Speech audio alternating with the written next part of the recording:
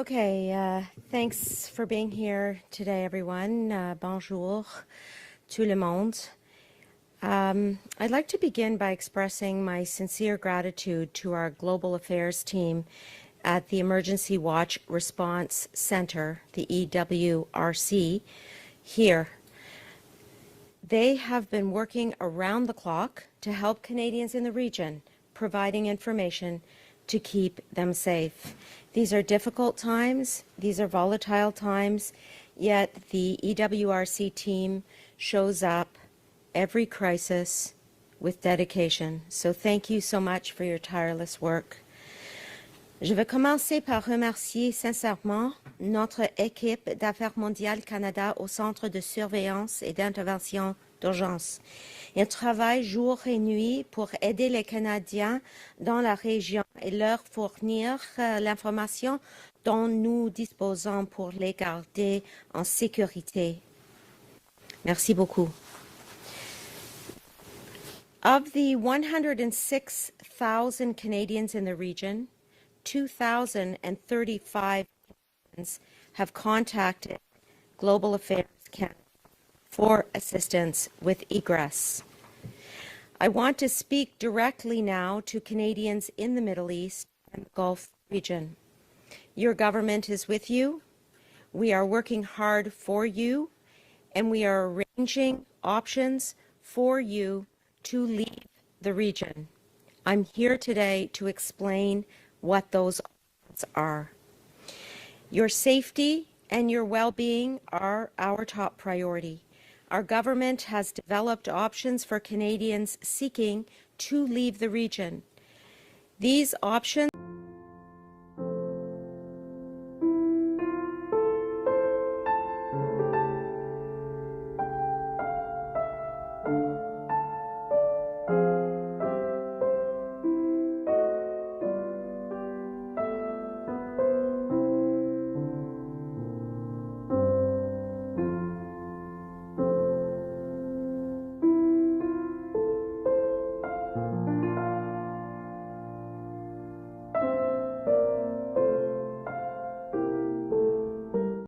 days for people who wish to leave Beirut. As you can see behind me, more than 100,000 people across 15 affected countries have registered with Global Affairs in order to receive the most up-to-date information pertaining to the country they are in. Ce matin, par exemple, 75 Canadiens ont pu quitter Beyrouth sur un vol commercial avec des sièges réservés par le gouvernement pour les Canadiens.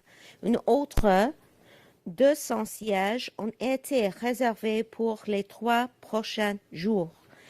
As of this morning, more than 2,000 people requested the government assistance to leave the region.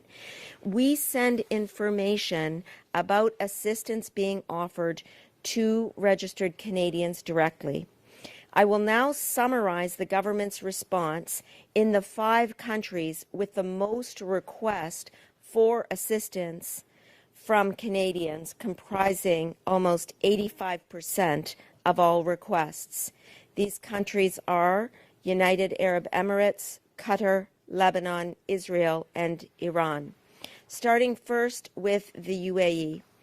For the UAE, as of this morning, 1,171 Canadians have requested assistance in leaving out of a total of nearly 30,000 registered Canadians in the UAE.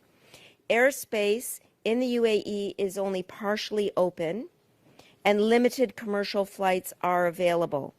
This afternoon, I directed my officials to enter into contracts to charter flights for Canadians. This charter is contingent upon receiving the necessary approvals from the government of the UAE to use their airspace, which we have already requested, and I personally am involved in these requests at a diplomatic level. Flights will be available on a cost recovery basis to Canadians, and the number of flights will be tailored to meet demand. Moving now to block bookings. We are also working with the airlines to block book seats on commercial flights that would be reserved for Canadians to confirm and book themselves. Les vols seront offerts aux Canadiens sur une base de recouvrement des coûts et le nombre de vols sera ajusté selon la demande.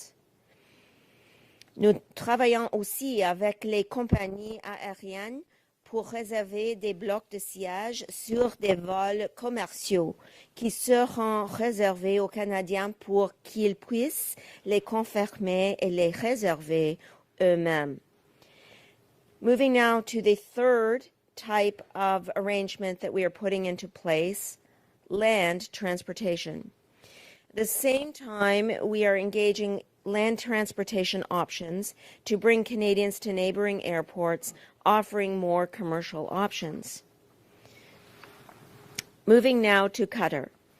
In Qatar, 237 Canadians have requested assistance in leaving out of 9,342 registered Canadians. Airspace in Qatar is closed, and there are currently no options to fly in or out. Qatar Airlines is arranging bus transportation for 200 Canadians with existing tickets to an airport in Saudi Arabia for a flight out from there. We are engaging ground transportation for other Canadians also wishing to leave quickly.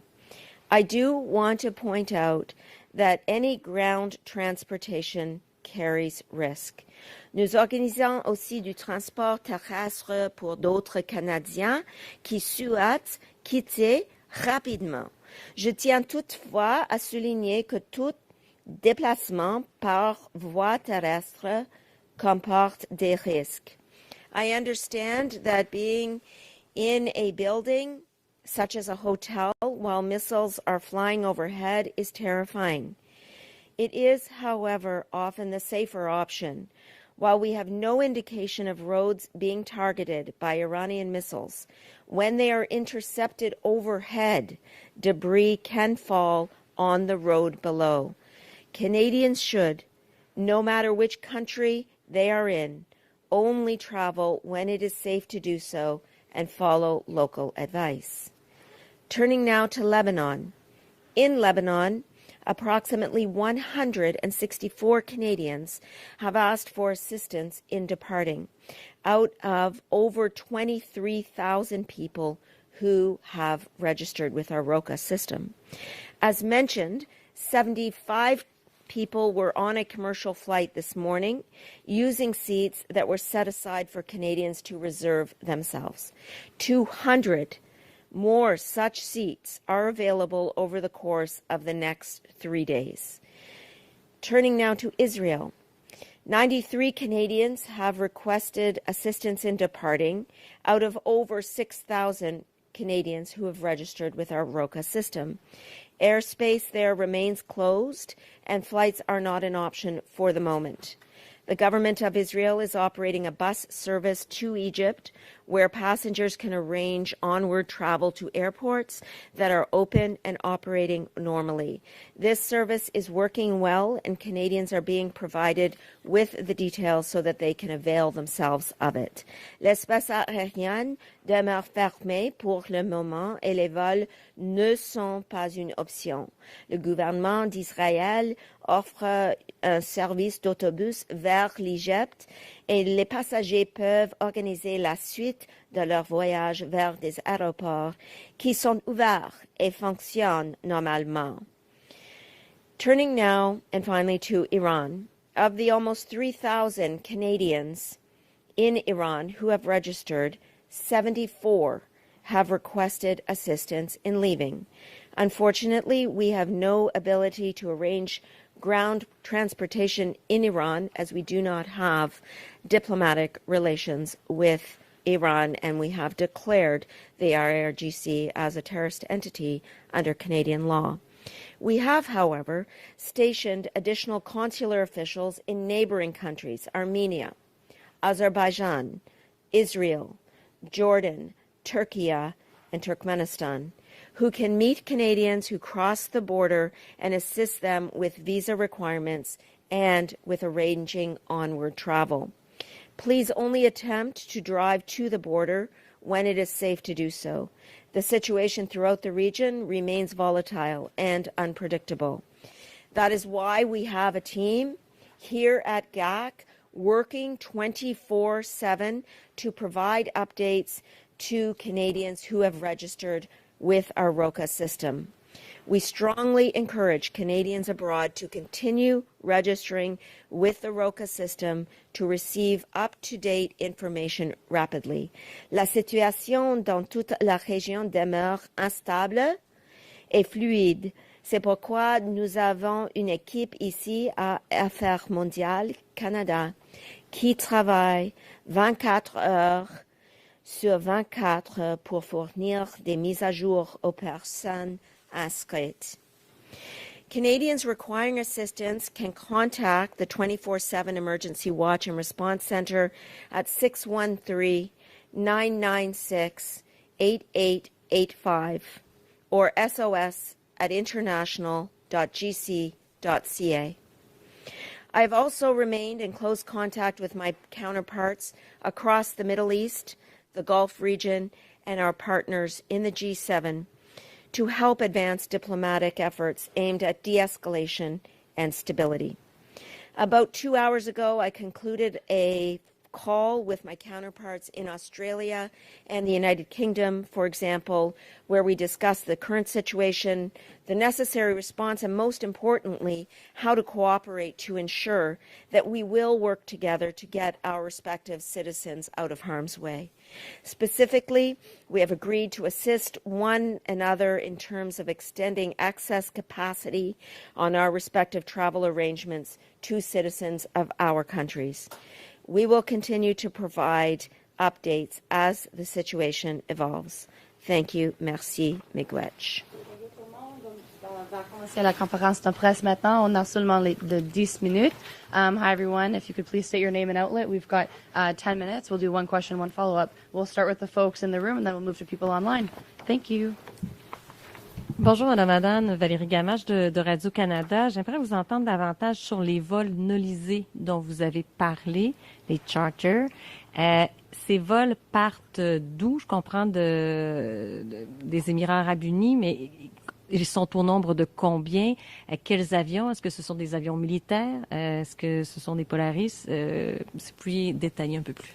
Maintenant, nous faisons le travail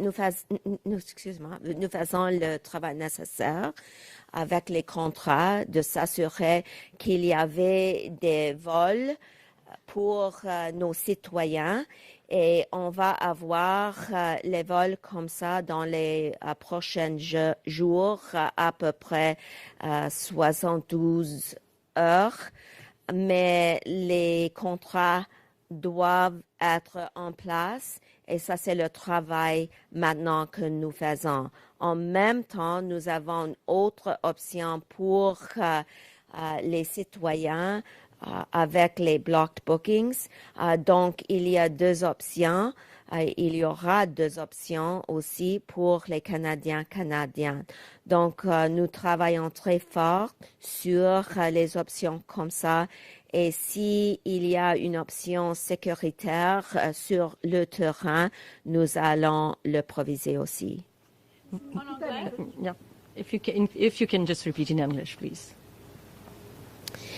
The key upshot of this update is that we have three specific options that we are sourcing for Canadians. One is chartered flights. 2 is blocked bookings. 3 is land transportation.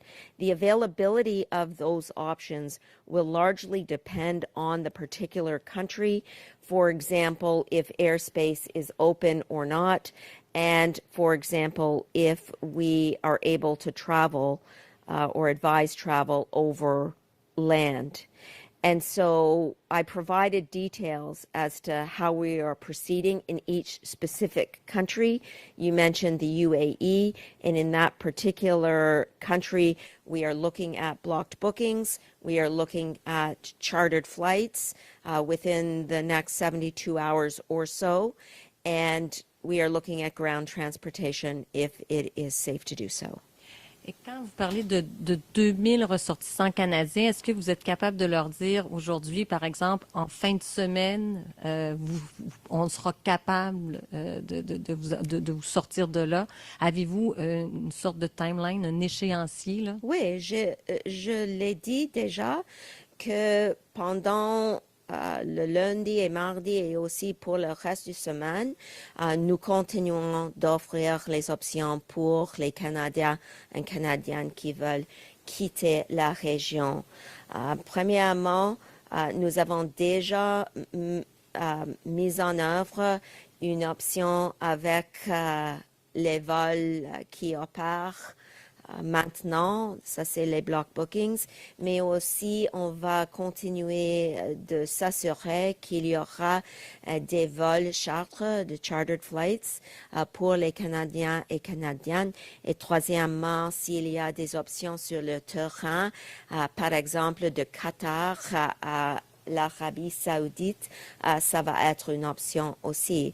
Mais je voudrais souligner que la situation est très volatile et très fluide. Ça veut dire qu'il y a des missiles, des attaques dans l'espace aérien. Donc, notre conseil est très important et ça, c'est le message par notre système, avec les courriels, par exemple, de tout ce qui ont enregistré avec notre système. Mais je voudrais continuer d'offrir des mises à jour comme ça chaque jour, peut-être sur le média social ou en personne, mais nous travaillons 24 par 7 jours par semaine sur ça parce que c'est très important d'être ici pour les Canadiens, Canadiennes. Ça, c'est la raison pour laquelle j'ai retourné ici au Canada et je ne suis pas avec le Premier ministre en Australie parce qu'on doit travailler ici dans le centre ici avec les nécessités et les nécessités pour les Canadiens, Canadiennes. Merci. Judy Trin with CTV News. Minister Anand, you mentioned that Canada is working with other countries trying to coordinate. Can you give me a sense of how that works? Will other countries free up seats? Will we free up seats? Mm-hmm. And we hear that other nations are able to get their citizens out of Oman, but we are not able to do so. Why is that? So right now, in answer to the first part of your question, my specific conversations with the foreign ministers of Australia and the United Kingdom are based on this reciprocal offer that we have to each other to assist citizens with travel arrangements if there is space on their flights or their other forms of transportation. And this, in fact, is reciprocal work that we put in place routinely with other like-minded countries and is quite commonplace. So, in other words, the way it works is if there is space on their planes and there are Canadians who want to leave the region, then they will offer that space up and we will do the same. So, for example, in the flight that we had block booked today, leaving from Beirut, we block booked 75 seats for Canadians. Not all of them were filled by Canadians because we didn't have the full complement who wanted to leave at the time, and so we were able to offer those seats up, and those countries are doing the exact same thing with us. You mentioned that it is safer in a hotel than on the roads, and that you have not had any indication that the Iranians are bombing roads. Do you have any assurances from the U.S. or Israel that they are also not bombing roads? In particular, since in Iran, many people are trying to flee via cars. To be clear, the situation is volatile and unpredictable. And the assurances that you're referring to in your question are not ones that we are utilizing to guide any of this advice. The advice is to register with the ROCA system so that we can tailor the advice to the particular country in which Canadians are finding themselves. This situation is changing by the hour. It's extremely volatile, and as you can see from the map behind me, it covers a vast geographical region. And so again, sheltering in place is the general advice across the board. And if Canadians wish to leave, we are putting in place options for them to do so. And those options are tailored to the particular country and are based to some extent on whether that country has open airspace by which flights can leave the region. Thank you. Hi, Minister. Jillian Piper with Global News. You mentioned that the government booked 75 seats, blocked them off, but they weren't all filled by Canadians. How many of those seats were filled by Canadians? I'll have to get back to you with the exact number. The vast majority of those were taken by Canadians. As I said, in Lebanon itself, we have had a number of Canadians indicating that they do want to leave the region. I'm just going to get the numbers for you again in terms of Lebanon.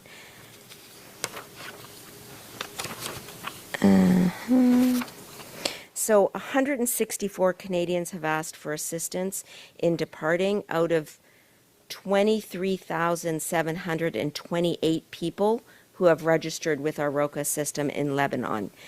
75 people were on a commercial flight. Most of those people were Canadians. 200 more seats are available over the course of the next 3 days. In other words, we are making sure that all Canadians who wish to leave have an option to do so and can do so on a cost recovery basis. Do you have any assurances from allies that airspace will remain open in countries where you're considering chartered flights or where you're considering booking block seats? So, as I said, the situation is volatile and is changing by the hour. And in some countries, the airspace is open. In others, it is partially open. And in still others, it is fully closed. And so our ROCA system is tailoring the advice to the particular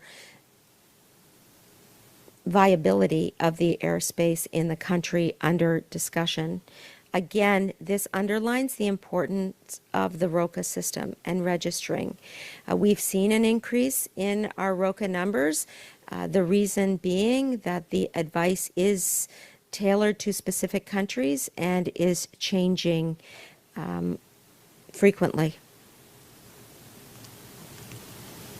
Good evening, Minister. Sam Forster, Canadian Affairs. On February 20th, your Parliamentary Secretary, Rob Oliphant, stated, and I'll quote, "Minister Anand has been very clear that we do not support an American strike, very clear, and that is the Canadian position. We do not believe in non-UN sanctioned military action. We don't do that." On February 28th, the day that this military incursion began, Prime Minister Carney released a statement broadly in support of the strikes. Was Mr. Oliphant correct on February 20th when he made those remarks? And if so, how do you explain that reversal? I was not aware that he made those remarks, and our position was confirmed by Prime Minister Carney in his remarks yesterday from Australia, as well as in the statement that he issued on Saturday and again yesterday. When was the last time you spoke with Secretary of State Marco Rubio, and can you share anything about those conversations? I was in Mumbai. It was 3:30 a.m. Mumbai time. A G7 phone call occurred, and Secretary Rubio and my other G7 counterparts were on the line. Est-ce que c'est possible de répondre en français sur le moment de votre dernière conversation avec Marco Rubio? C'était à ce temps-là à Mumbai quand j'étais là. One last question. Oops, sorry. Alessia Pasifini with the Canadian Press. There are Canadians in the Middle East who are desperate for Canada to be doing more. Your officials say that it's more efficient to use commercial options, but our allies are sending chartered planes. Why can they do this, but we can't? Actually, I don't accept the frame of your question at all. We have 2,035 Canadians who have requested assistance out of 106,000 Canadians who have registered. In each of the countries in which Canadians are requesting help, we are providing chartered flights, block booking of seats on commercial airlines, or exploring land transportation. We've been at this for days to ensure that we have options in place for Canadians. We are also working with our allies to ensure that there's this reciprocal arrangement between countries.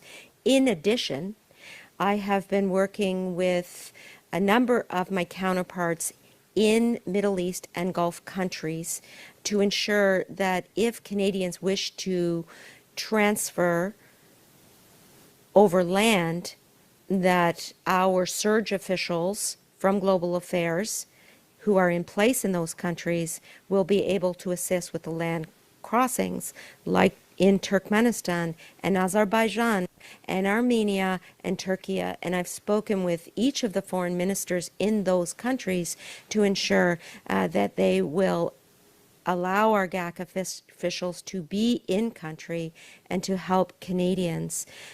Finally, in addition to the first two items I mentioned, flights, chartered and block bookings, as well as land transportation, ensuring assistance at borders by having surged GAC support in place, I will also point to my continued conversations with my counterparts in the Gulf region and the Middle East, where I am specifically requesting that Canadians can leave their countries by any means possible.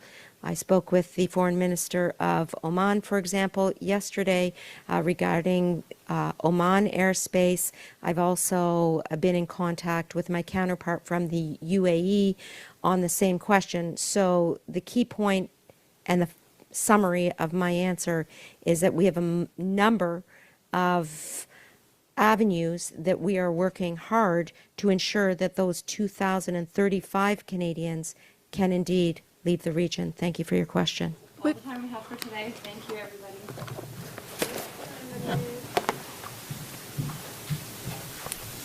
Thanks, everyone.